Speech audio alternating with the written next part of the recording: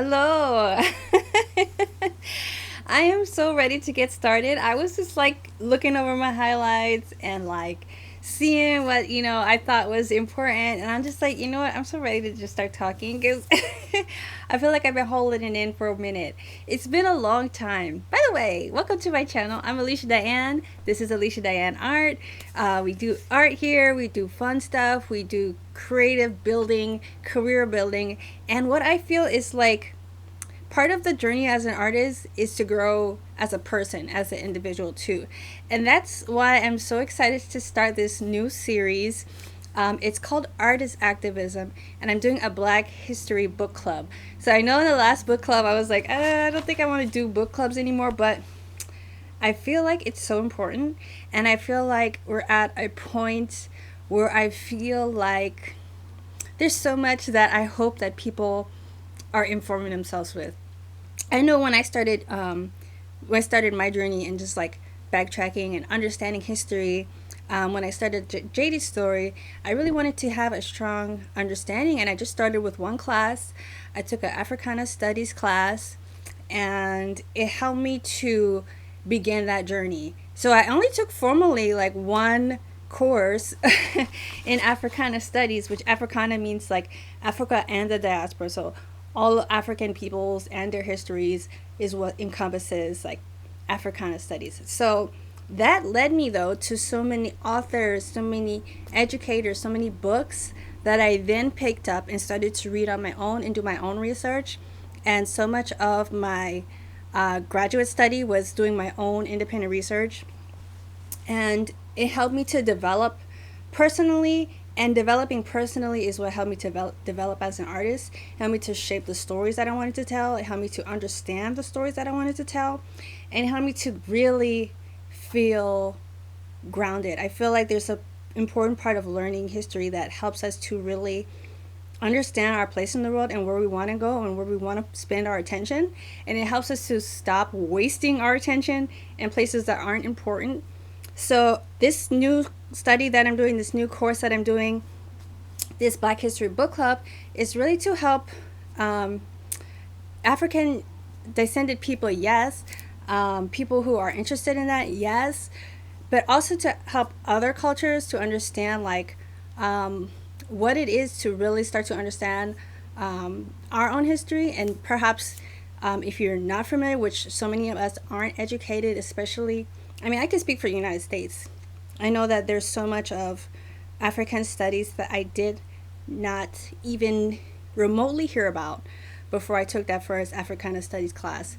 And I was already a college graduate at that point. So, I mean, no, there was nothing that told me any histories about colonization, any like major empires. Like, there was nothing that I really understood. And I think that it's important to we can come to a place where we can understand that's where we're at, that there's so much left out of our education that we can begin to then say, hey, I'm going to educate myself. I'm going to put on the AC because it's getting hot in here. I just started talking. I'm already heated. But it's true. I feel like there's just so much that we need to learn and understand. And then like circumstances in life will always push you to where you're supposed to go. And I feel like that's what's happening in my life now. I was working with a nonprofit organization, and just that experience, without getting into any detail, just going through that experience helped me to really understand, you know what, I do have an intention for my work as an artist, but also like on a bigger scale, like I feel like work as an artist is also a reflection of our entire life. At least that's for me, because art is my life. Art is so much my life, because I feel like it's a reflection. It reflects us. It reflects who we are. It reflects our stance and the direction we're going. So I feel like our artwork is always going to be a mirror of ourselves in one sense. So anyway, a long introduction to just welcome you to the Artist Activism, and hopefully this course, like regardless of, like I said, regardless of your background, if you learn something new here and you're not of African descent, that's great. If you are, that's great. And if you're not, then hopefully it helps you to be inspired to look into your own culture, look into your own background, not just where your parents are from, but where your great great grandparents are from, and where their great great grandparents are from, and help you to like get interested in those studies, those histories. And I feel like so much of understanding ourselves is really starting to understand our history. I know I'm still going with the intro. So without further ado, let's get started. I picked the first reading, and I'm going to do two things right now. I'm going to do first the article, which is a very short article that I read, and then we're going to start with our first book. So the article is by Langston Hughes. You may be familiar with him. He is a very popular artist, poet, activist in Black history and Black culture. I can read the little bit about this article. Okay, so the sources, it's written by Langston Hughes. The name of the article is "The Negro Artist and the Racial Mountain," and the source is from The Nation, which is a magazine, was published June 23rd, 1926. So that's where this article is from. I found out about it from a book that I recently finished called The Black Box. It's by Henry Louis Gates Jr. And if you've never heard of Henry Louis Gates, please look into him. He's like, I feel like he's my uncle. In my mind, he's like my uncle because I really learned about what he's doing from that first African Studies class I took. And we watched a documentary he did. And since then, I've like watched so many documentaries by Henry Louis Gates. And if you don't already have the PBS documentaries subscription on Amazon Prime, it's only a couple dollars a month, but they have all of Henry Louis Gates's documentaries, and he's a African Studies professor at Harvard, African American Studies professor at Harvard. He has so many documentaries, which if you're not a fan of reading, like, I mean, even if you are, he gives you so much information. So I love his documentaries, and I read his book, The Black Box, and that's what led me to this article. So there's always like breadcrumbs. All right, let's start out with the introduction. So I'm just going to go over like the things that I highlighted, just the way I did in my previous book club, which was all about like growing as like technical skills in art. You know, a lot of it was technical skills of art. And the last one that I read was Steal Like an Artist, which is that's more about like the mindset of an artist. So here, let's go into the introduction. I know I'm like speaking fast. Poet and novelist Langston Hughes, 1902 to 1967, belonged to that extraordinary circle of Black writers and musicians whose creative efflorescence in the 1920s became known as the Harlem Renaissance. So definitely look into the Harlem Renaissance. While all of those new Negro intellectuals produced sophisticated, confident work that was meant to displace old stereotypes, Hughes articulated views of a younger generation that was more interested in celebrating differences, that was as interested in celebrating differences as improving equality. You have to forgive me sometimes. I don't know. Sometimes I be trying, but it doesn't come out exactly how I would like it to. But anyway, so in the essay, he scornfully invokes a Philadelphia clubwoman. When I was reading this in the book, in the Black Box, it didn't fully click, but he's using this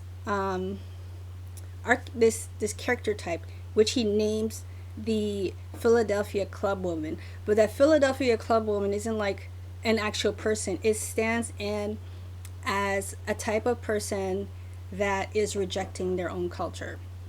So it's just like a euphemism, I guess you would call it. So it's just standing in for that space. So when you hear like clubwoman, Philadelphia clubwoman, know that that's not actually, he's not talking about one specific person. He's talking about like a type of person.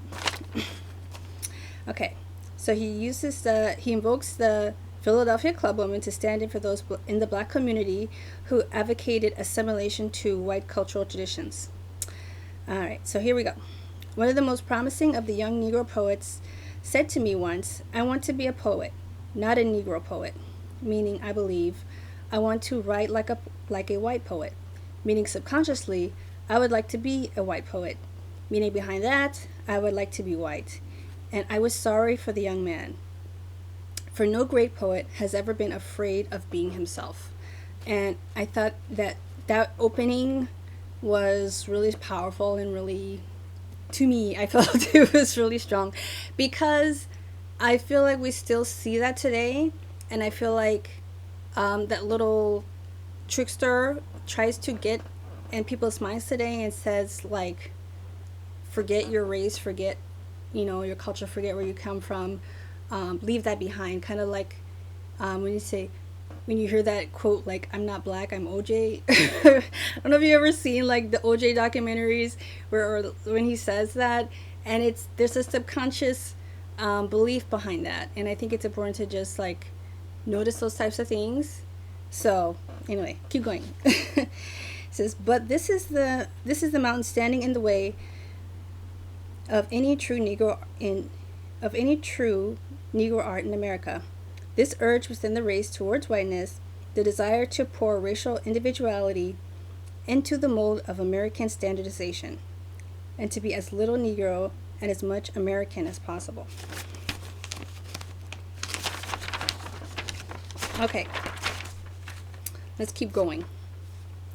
A prominent Negro clubwoman in Philadelphia, there you go, paid $11 to hear Raquel Miller sing Andalusian popular songs.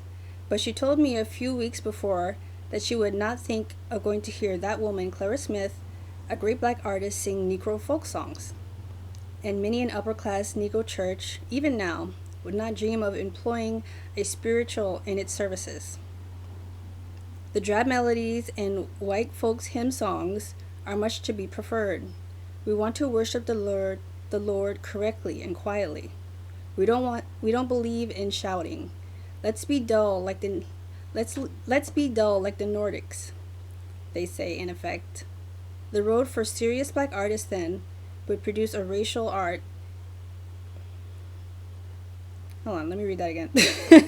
The road for the serious black artist then who would produce a racial art is most certainly rocky and the mountain high. Until recently, he received almost no encouragement for his work from either white or colored people. So let me break that down. I know I had a really hard time, like sometimes reading quotes from the, what is it called? The last book I read. The last book I read for the book club, that is, which was Steal Like an Artist. I don't know. The font is really tiny, and I'm trying to get my thoughts and the thing at the same time. So please forgive me if I stumble on my words a little bit, especially in this first episode. But I get my standing. I'll get my standing. I wanted to get to the root, though. I think he brought up some good points. Like what I feel like I really got from that was like, I want to worship the Lord correctly and quietly.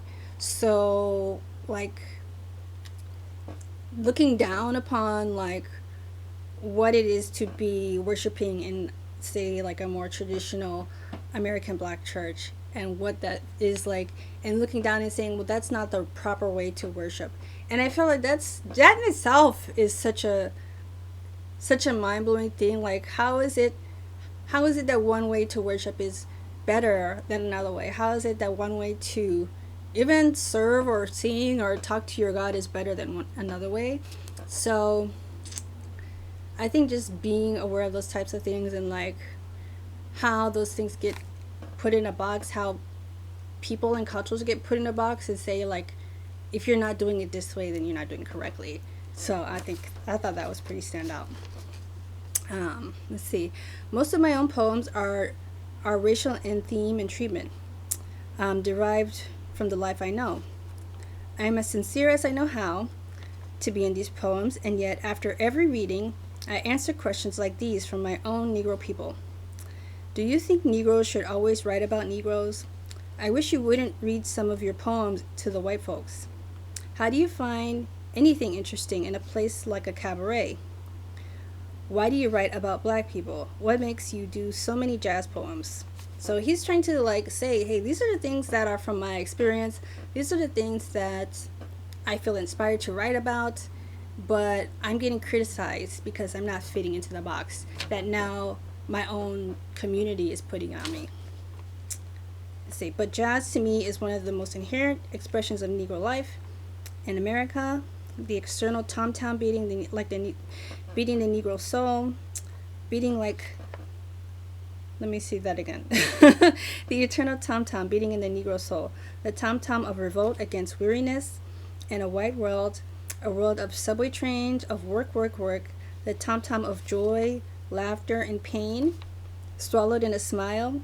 Yet the Philadelphia club woman, ashamed to say that her race created, is ashamed to say that her race created. I don't know if you knew this, but back in the day when jazz was coming up and being popular, a lot of people looked down on it, just like how they did with the blues. A lot of people thought jazz was like low class. It wasn't, like everyone, like you see it in like the high class places now, right? Like jazz bars, but when it was coming up, people thought it was, oh, look, this is not organized music. This is not classy music, because it was a black cultural music, but a lot of people look down on it, and he's responding to some of those criticisms. Say, yet the Philadelphia clubwoman is ashamed to say that her race created it, and she does not like it when I like me to write about it. The old subconscious white is best runs through her mind. Years of study under white teachers, a lifetime of white books, pictures, and papers, and white manners, morals, and Puritan standards made her dislike the spirituals. And now she turns up her nose at jazz and all its manifestations. Likewise, almost everything else distinctly racial. Let's see. To my mind, it is the duty of the younger Negro artist, if he accepts any duties at all from outsiders, to change through the force of his art that old whispering, I want to be white, hidden in the aspirations of his people. Why should I want to be white? I am Negro and beautiful. Oh, I love that part. All right, it says, an artist must be free to choose what he does, certainly, but he must also not be afraid to do what he might choose. Now, that is a really good point. You're free to choose what you want, but are you self-editing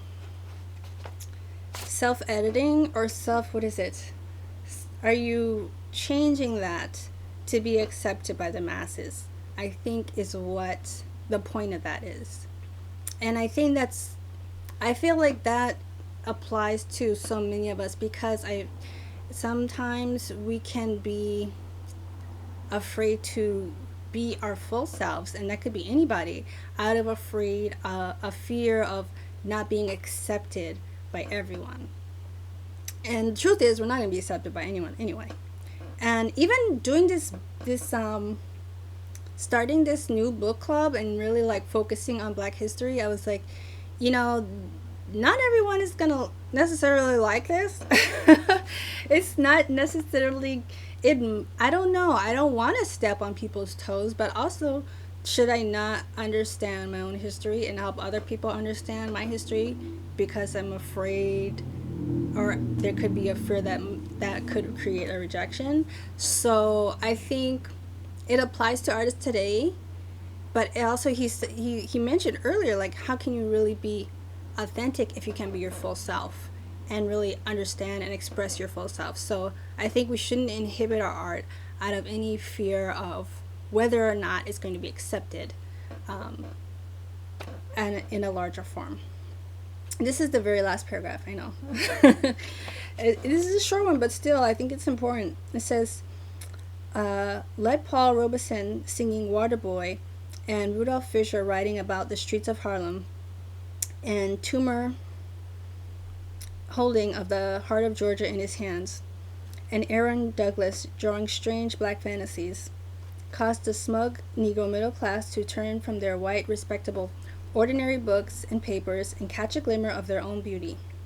When Negro artists who create now intend to express our individual dark-skinned selves without fear or shame, if white people are pleased, we are glad. If they are not, it doesn't matter. If colored people are pleased, we are glad. If they are not, their displeasure doesn't matter either. We build our temples for tomorrow, strong as we know how, and we stand on top of the mountain, free within ourselves. Well, let's just let that sink in for a bit. I thought the article was really, even though it was brief, and I do think that I do would recommend like going back and reading this like on your own if you have, reading this on your own. It's free. If I can find a link again, I'll put it in. But you can look it up. The article is called. I'll read the name of it one more time so you can look it up. It's called The Negro Artist and the Racial Mountain, and it's by Langston Hughes, and it's in a magazine called The Nation, June 23rd, 1920. He was saying this in 1926. I think the fact that he was saying that in 1926, and so many of us feel like we have to still be quiet about things like this in 2025, it says a lot. So kudos to Langston Hughes. Kudos to Langston Hughes. I'm really like, I love that article. I think it was very bold and very brave of him to like declare that, and just to say like, I'm gonna make my art how I want to, and I'm gonna talk about issues that are part of my life, and if people like it, then great, but if not, that's okay too. All right, I want to introduce our second reading for the day, and I'm just going to be doing introductions, so I would really love if you can get a copy for next week so we can be like on the same page and reading this together. But I'm going to introduce the book and the author. Her name is Her Excellency, I should say, Ambassador Arikana Chihambori Kwao, and she's a medical doctor. She was the former African Union ambassador to the United States. She is incredibly a powerful speaker, so that if you, this is how I learned about her. I saw like her videos, I saw her speaking, and she just stood out to me. She says she knows the history so well. She understands what's happening on the African continent and how it's affecting the lives of so many millions of people on the continent and here in the United States. This means you. This means me. This is like, she really breaks it down, and she has a organization, and I'll put that in the links too. And when I saw recently that she had a book, I was like, because I already got another book for this book club, and I was like, I was gonna start with the other one. Because I had created like this whole plan. I'm like, all right, these are the books I'm gonna read, and I did some work, I did some research, and I found that. But when I looked into Arikana and saw that she has a book out, I was like, this is perfect. This is great. So let's go ahead and get into her book. I'm just going to do the introductions for today, and then we're going to just start with the first chapter and second chapter next week. So the book is Africa 101, The Wake Up Call. And I have it on my tablet because it's a really hard book to find. It's not an easy book to find at all. So just keep that in mind. The physical book, that is, because I don't know why, for whatever reason, it's like it has a crazy price on Amazon to buy the physical book, because it's not her selling it. It's not her. You want to get the Kindle version. The Kindle version is only $10, and that's what I got for this. It's only $10. There's a website for the physical version. It's a little bit pricey. I think it's like $40. But like I said, the Amazon one, the Amazon Prime is only $10. Not Prime. Is that Prime? Amazon Kindle. The Amazon Kindle version is $10. So anyway, let's go ahead and look and see what we can see in here. Let's see. It says Africa 101, a wake up call. It says, wake up from your slumber of 400 years. Free yourselves from the mental shackles of slavery and colonization. So she's really like telling you already like what this book is for. It's about waking up and understanding what issues are that are facing Africa and the diaspora today, and where those things stem from, which I feel like it's important for everyone to know, because everyone needs to know, because it affects how people feel about so many of us who are your neighbors and who are living next to you and who are your colleagues at work and who are, your children in many cases. So I think this type of information is important for everyone. So let's get into it, shall we? I'm going to read her dedication. It says, I dedicate this book to all Africans, people of African descent, friends of Africa worldwide, and all who have good intentions to support the continent's advancement and development. I also dedicate this book for our African ancestors, those who died on the continent, as well as those who died as enslaved people across the Atlantic. They paid the ultimate price, and it's their shoulders we stand on today.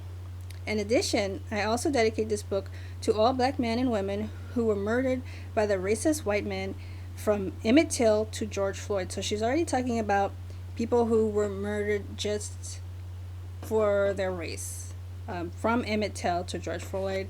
And of course, obviously, that goes back even further to Emmett Till. But like seeing, like, I feel like I'm pretty sure that I read recently that Emmett Till was the first one that so many people saw publicly, because he was photographed. His face was photographed. His mother spoke and said, "This is my son. This is what happened to him," and it became very public, like in a mass that we can see today. And there's so many people who are unnamed that we see who were killed before him, but this is like the name, the face, everyone knows his story. All right, she also gives like acknowledgments, and I'll read like some things from that I highlighted. It says, important definitions. The author chooses to use the term enslaved Africans instead of slaves to describe the estimated 12.5 million forcibly removed from the African continent during the Atlantic slave trade. In her opinion, being enslaved does not make one a slave. So I think that's important to note. And she has she has a couple of people introducing the book, which I think is pretty cool and interesting to see that she has a lot of supporters, people who believe in her, who believe in the project, who believe in her voice, and these are very prominent people in different African countries, and I feel like it says a lot. The first person who does an introduction for her, His Royal Majesty Jolor Bosso Ademti the First, and his kingdom. I don't want to like not pronounce these things correctly, but he is a king in Ghana. So his name is King Adamti. I hope I'm saying that correctly. Jolor Basso Adamti. Okay. And what he says is this. The first thing I highlighted was a quote that he says, which is a proverb actually. It says, "Despise not a snail for its slow and sluggish movement. It has a destination in mind, and in time would arrive. Africa may be slow in coming, but it is surely making progress in the right direction." I love like reading old proverbs and things like that from the continent, because I feel like they're so practical, and like the references is like, even looking at a snail, like it's slow, but it has a destination in mind. It knows where it's going. Even if it's not going to get there soon, it will get there. Like, believe that. So it says, in life, whenever there is a mission, there would always be an individual that has an assignment to lead and make that mission a reality. He goes on, he talks about a lot about how important the book is. It says, it is known at the end of every 40 years marks a generation, thereby making 10 generations since the enslavement. It has been 401 years. Now 416, was when the first slaves were brought to the U.S. So how many? 19. So it's been 406 years now. Okay, since Africans were forcefully removed from their homeland by means of slavery, enslavement has not fully ended, as we have been made to believe. It still exists in many different dimensions. Over this period, the world has remained silent, pretending to accept this abnormality as normal. So I thought that was really good. And so much has been taken away from Africa and her people, making her look weak, stripping her of her courage and strength to fight for what rightly belongs to her. As people, we know who we are. We are no longer to tolerate colonial concepts. Instead, we will stand up for our convictions. The spirit of colonialism was intended to make Africa and her descendants perpetual followers and beggars. Another foreword. The second foreword is by the president of Malawi. Her name is President Joyce Hilda Banda. So, the president of Malawi, and she says a couple of things. It says, I first met Dr. Arikana Chihombori Kwao in 2012 as I was sworn in as president of the Republic of Malawi in Africa. She brought a whole team of medical doctors to Malawi, where the doctors did a healthcare needs assessment for the entire country of Malawi. For the following visit, the team of doctors organized shipment of much needed medical containers, of medical equipment, and medications to Malawi from the USA. The doctors paid out of their own pockets and shipped an average of $500,000 worth of equipment per container to Malawi. So that's pretty substantial. Let's see. It also goes on to say that she sheds light on the systemic brainwashing of all black people around the world that have been subjected to.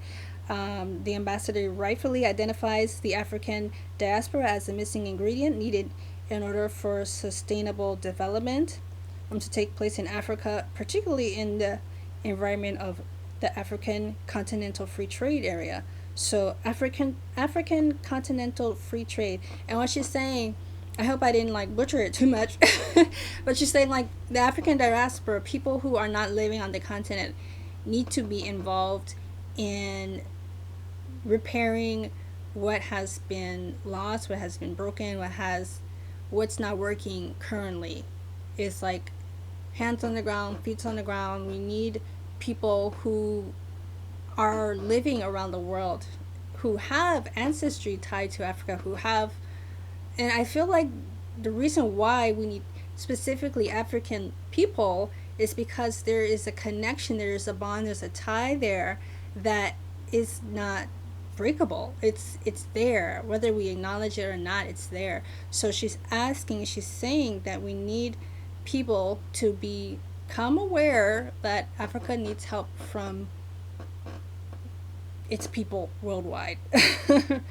So, Ambassador Chihombori Kwao notes that the brain drain of Africa, and you don't know what brain drain is, it's when people, when brain drain happens to a country, it's when everyone leaves for school, everyone leaves for education, the best of the best, the smartest people in a town, in a city, in a country, go somewhere else to get educated.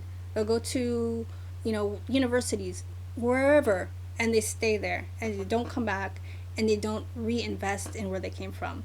And that is what brain drain is, because people are, they're geniuses everywhere, but they take all of that knowledge and they take it somewhere else, which you can, but they're not bringing anything back. And I feel like first there needs to be awareness of that, then people can start to say, oh, this is what I can do. I came from this country, I can give back in this way. Okay. Ambassador Chihombori Kwao notes that the brain drain out of Africa remains the biggest challenge to economic development. Ambassador Chihombori Kwao makes it clear that she is on a mission to wake up the African diaspora and remind them that Mother Africa is calling on them to come back home and to build Africa. Ambassador Chihombori Kwao makes it clear, I know I don't have to say her name every time, it's just that, makes it clear that to accomplish this monumental task, the children of Africa must unite. Wherein lies the challenge? The self-hate among us black people is a major hindrance to our ability to unite. This tall order does not deter Ambassador Chihombori Kwao from charging forward and designing solutions in order to implement the change we desire. So she did bring up a big point that is, I feel like, a poison that kind of runs throughout the community that we need to acknowledge and address first, that there is a level of a brainwashing that has occurred through colonization, through slavery, through like systemic racism that creates this like self-hatred. Have you, I don't know if you guys have ever seen that, like there's a Barbie this sounds wild. There's a Barbie documentary, Black Barbie on Netflix, and they talked about this. And they talked about like asking like the kids about like the doll and what it meant, and you know which one is the good doll, which one is the pretty doll. And then they asked them like, and they're asking like black children about, you know, they had a white Barbie and a black Barbie, and they're saying which one is the good one, which one is the pretty one, which one is the smart one. And these are little kids, and they're already saying the white one is the pretty one, the white one is the smart one. And then they asked them like which one is like you. And like I feel like this, I feel terrible for these poor kids because they don't even realize that, you know, societally they're being taught that this one that doesn't look like me is better.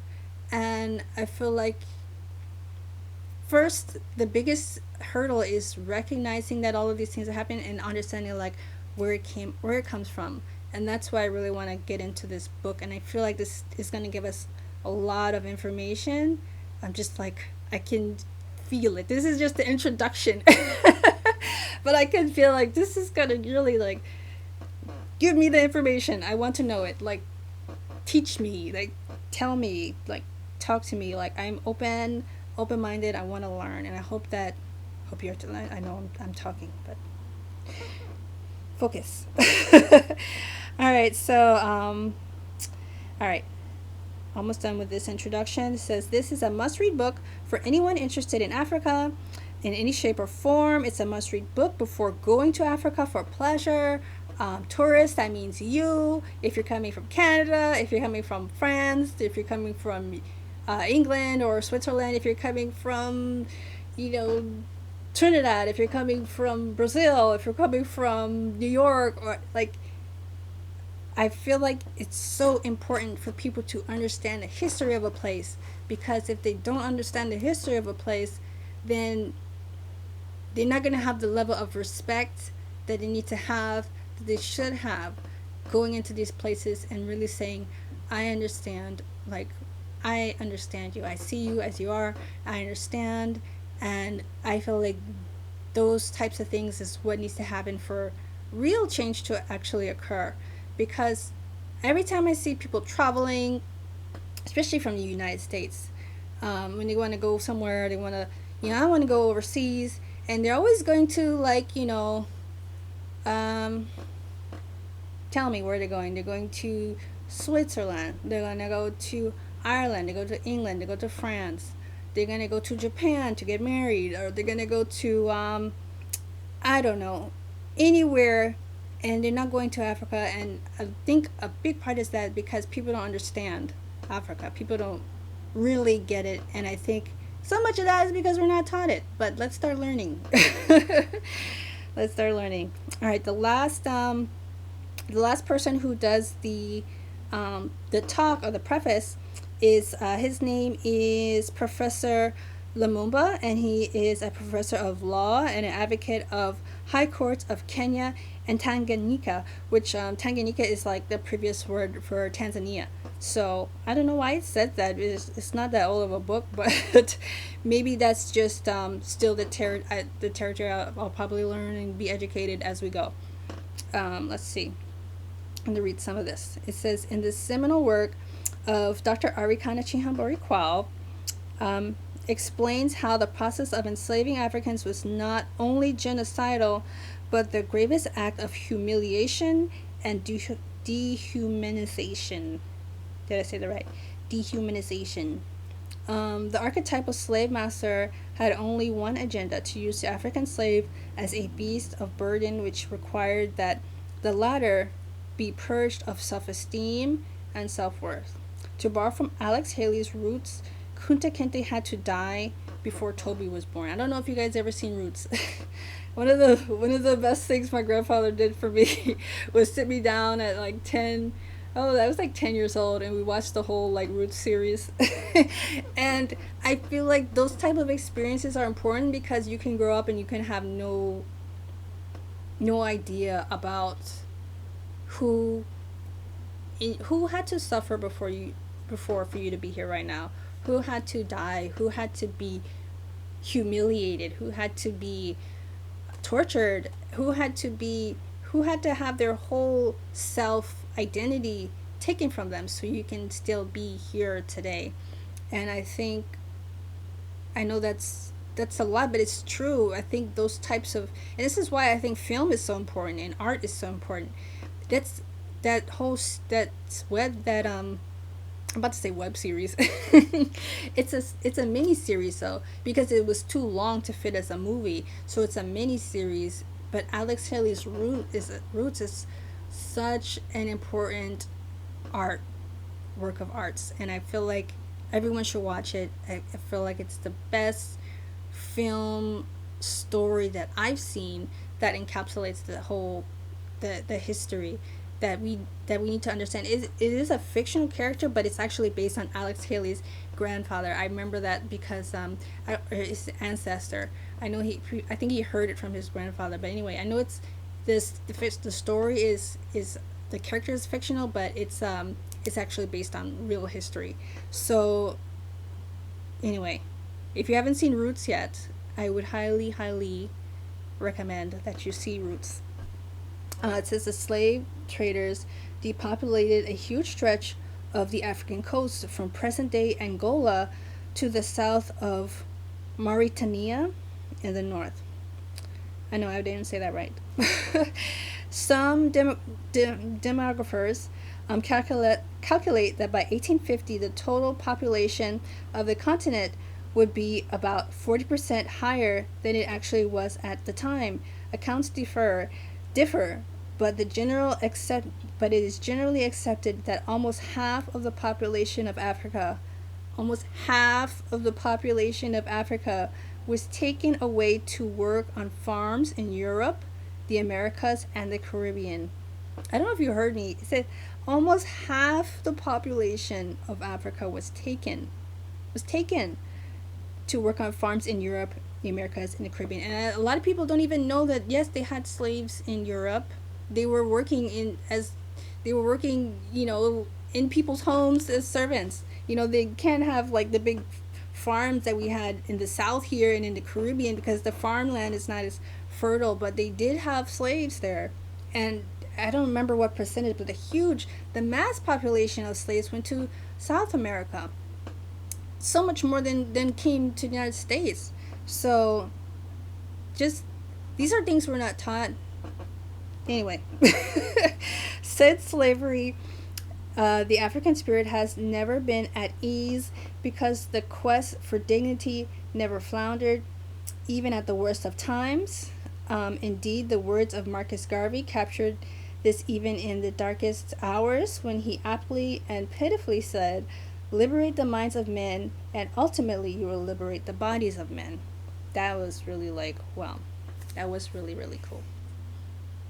And I'm not reading I'm not reading all of the bios, I'm not reading all of the books or all the articles. I'm reading, this is what I highlight. I know I highlight a lot, but so much is just standing out to me. With the advent of independence, Africans thought that the colonialist macabre dance of exploitation had ended, but little did they know that in the chameleonic way that the erstwhile colonizer had turned into the erstwhile colonizer had turned into the neo-colonialist. I didn't even know there was such a word as neo-colonialist, but that's what he's talking about. That's what we're going to get into. With the Commonwealth, you guys have all heard about the Commonwealth, which groups mostly former British colonies with the monarch as the titular head, and the French Pact for the continuation of colonization. I urge you to look this up. She's going to talk about it. I know she talks about it a lot. But if you've never heard of it, look up the French Pact for the continuation of colonization. You are going to be your mind will mine did.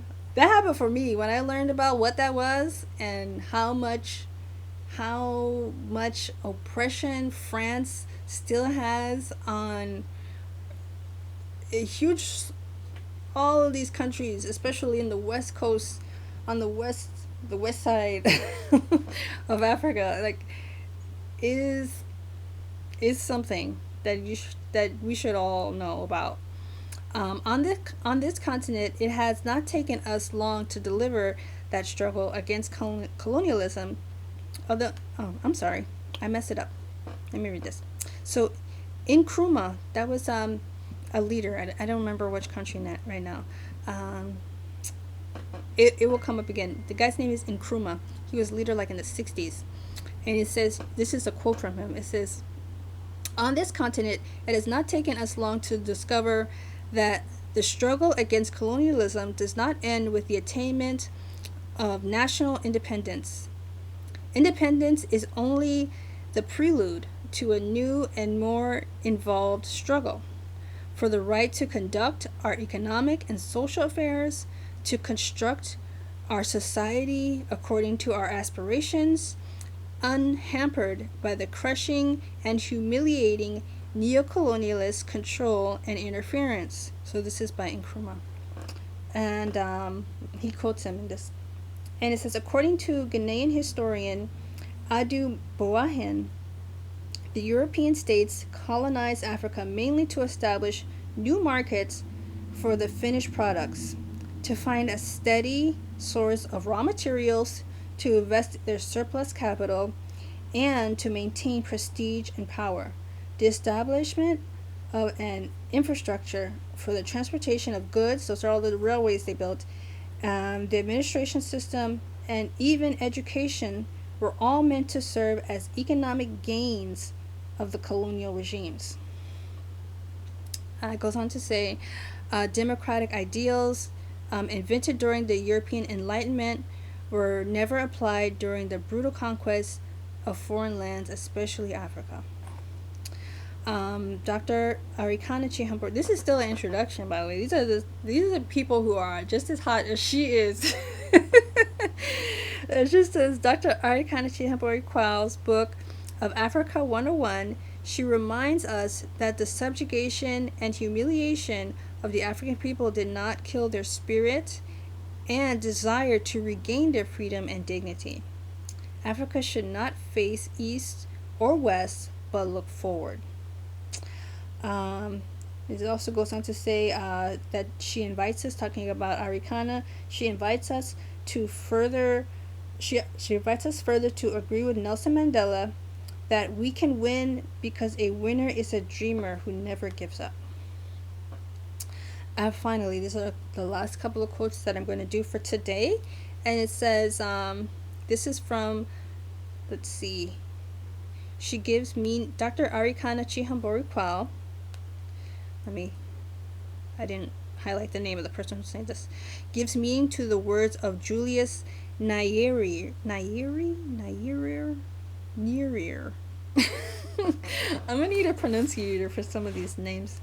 The man is Julius Nyerere, and it says, when he famously said, "The future of Africa, the modernization of Africa, will have a place in the 21st century if only the future is linked with the process of decolonization and its detribalization. Henceforth, we must reject the nonsense of dividing the African people into Anglophones, Francophones. These are people, Anglophones, people that speak English, people that speak French, people that speak Arabic, people that speak Chinese.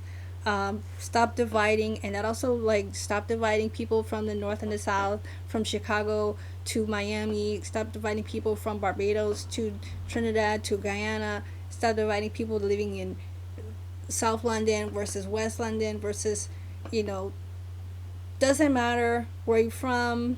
Stop dividing African people is the quote. Doesn't matter what language you're speaking. Stop dividing African people. And it says, Mwalimu Nyerere, I hope I said that correctly. It says, in 1997 in Accra, Ghana, on the occasion of the country's 40th independence anniversary. I reject the glorification of the notion of the nation state that we inherited from the colonialism and the artificial nations we tried to forge. We are all Africans trying very hard to be Ghanaians or Tanzanians. Fortunately for Africa, we have not been completely successful.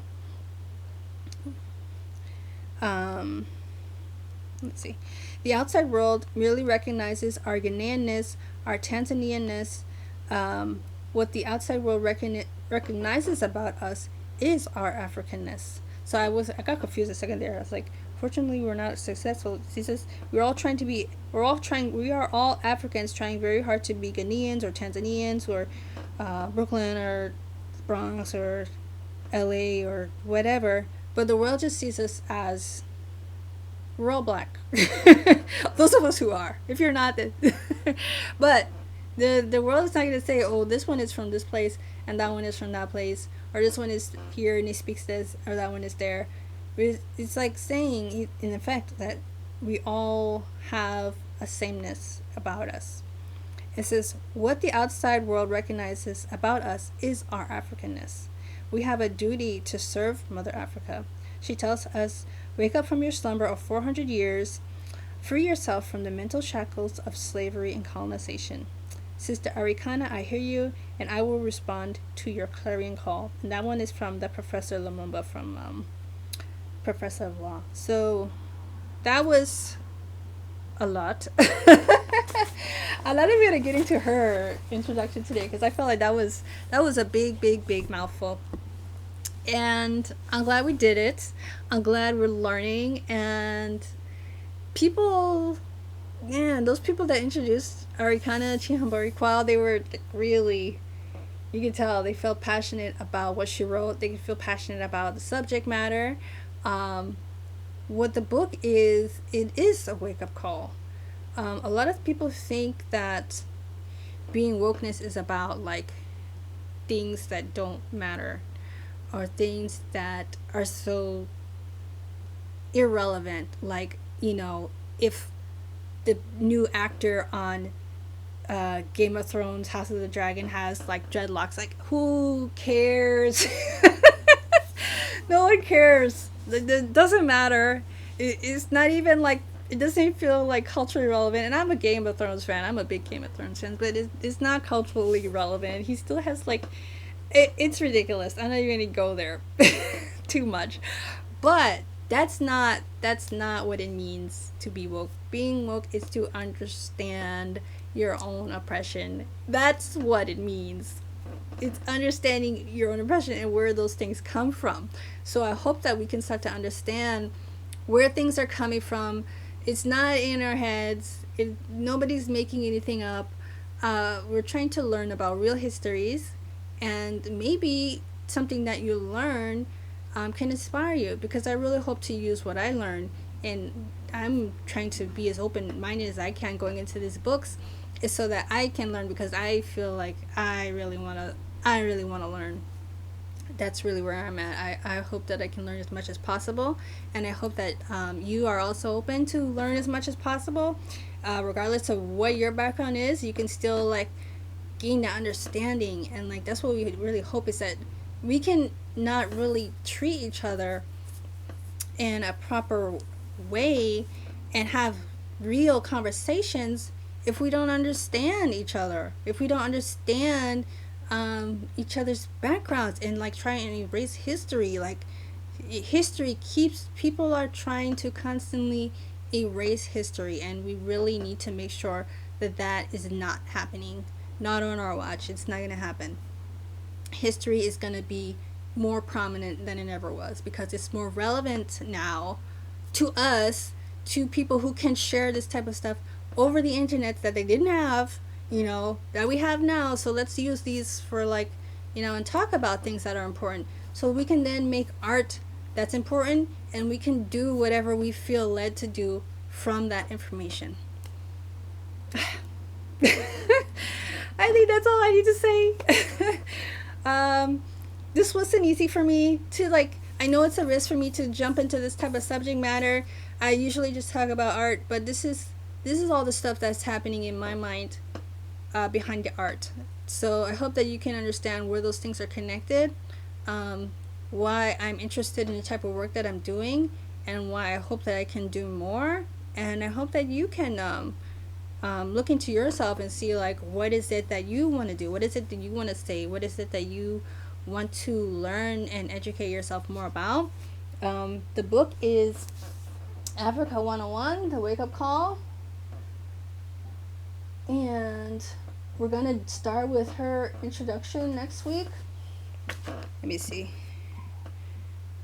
When she's actually telling you why she got into this type of work, because she was a medical doctor for 25 years, minding her own business in Tennessee. She had migrated. She was born in Zimbabwe. She married a Ghanaian, I believe, and then moved to the U.S. to practice medicine. And then she got this call to work in activism. So again, this is the lady.